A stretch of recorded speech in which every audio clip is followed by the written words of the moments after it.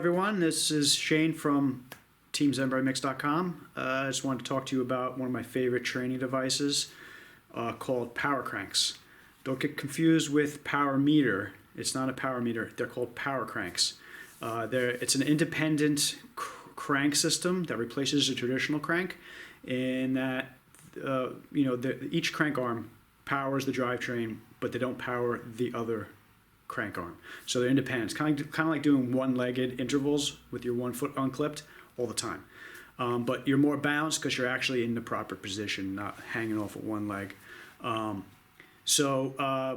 It's a great training device for cyclists as well as runners. It's according to their website, really improves running. I'm not a runner, so I don't know. I can't attest to that. But as a cyclist, it definitely really improved my pedal stroke and increased my lactic threshold power about 12 watts, which doesn't sound like a lot, but it is if you're already a well-trained cyclist and racing, and it's really hard to improve once you've hit that peak power. But little things like this can help you capitalize on your genetics and improve and become more efficient. I highly recommend them if you have the means and have a spare bike, because you have to really put them on a spare bike. I'll show you in a minute. I have the type that you can lock out and make a traditional crank set, but they're a lot more expensive and they're much heavier. And power cranks are pretty heavy as it is, but it's not meant for racing. It's meant for training. So heavier is good. Basically what these cranks do is build endurance and power in muscles that you tend to ignore in cycling. The supplemental supportive muscles like your hip flexors, the shin muscle, the front of the shin that lifts your foot up, your hamstrings, and some bit of your glutes. It works your core and balances everything out. It works on imbalances between your right and left leg, because everyone's got a dominant leg. So you'll notice right away that you get on the bike, even if you're a well-trained Cat 1 pro, you get on the bike and you can maybe ride these power cranks for 10 minutes and you just can't pedal anymore. Quads are fine, but your hip flexor just won't work, or the shin muscle. How strong is that? But you gradually build up duration, and then you can start doing power work.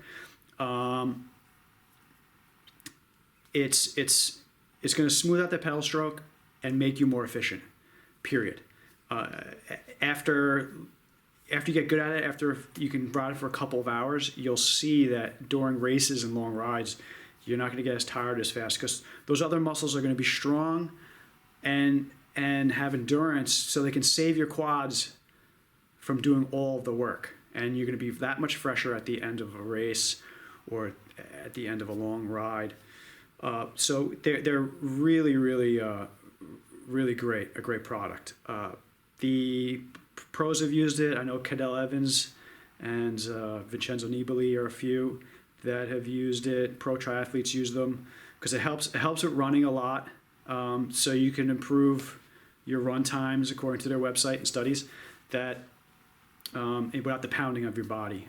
It also improves your cycling, but it takes a little longer with cycling. I'd say a good 2 months. Start them in the off season. I ride them all year, but I do a lot of primary work in the off season when I'm not doing intervals so much. But so let me show you these cranks and so you see what they're like. Okay, so as you can see right here, you got this crank. See how it's separate? So basically, you'll pedal with one leg, but they'll both pedal. So they both cruise and pedal.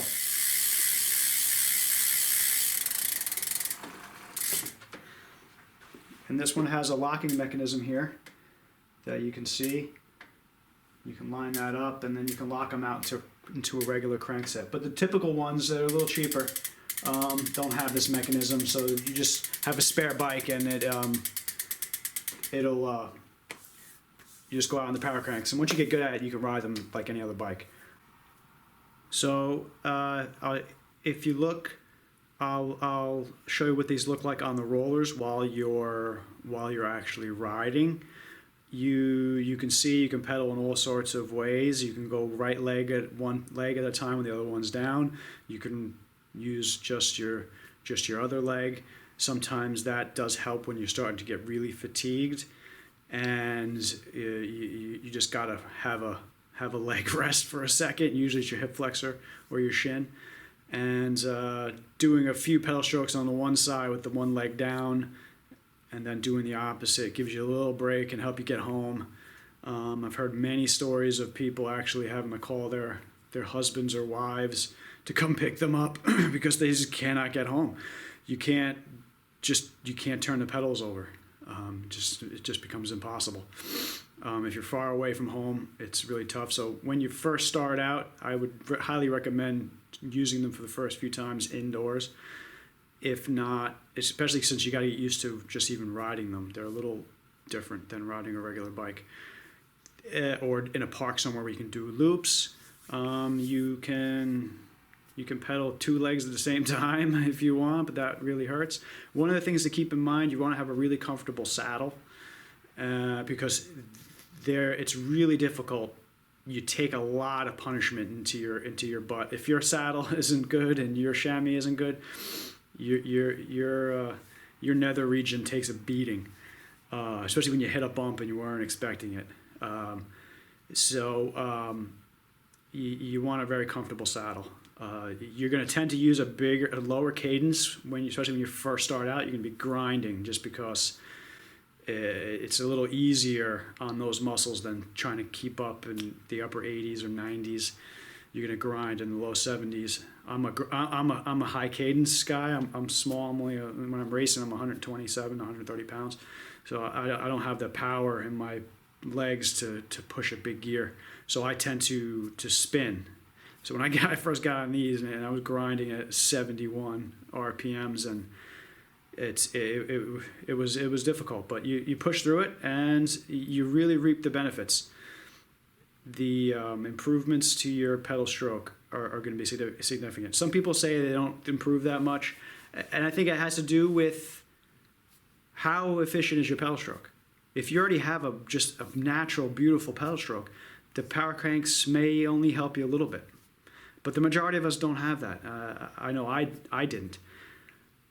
So for the majority of normal, everyday weekend warriors or amateur athletes, I don't care if you're Cat 1 or Cat 4 or whatever, it definitely will help improve overall, power. VO2 max, they say VO2 max goes up. I don't know about that. My power definitely went up when I first started using them. 12 watts is significant if you think about it. Even a few percentage points is going to help. But moreover, it really helped with my efficiency and my endurance over long rides and races. So check them out. If you ever see them on eBay, you see them all the time. People buy them, they hate them, and they sell them on eBay. You'll find them a lot. And throw them on a spare bike. Get an old beat-up steel bike and throw them on. Take them to the park and ride the rollers. You'll definitely see a benefit. With that, this is my favorite training device and / torture device, because it's torture, especially when you first start out.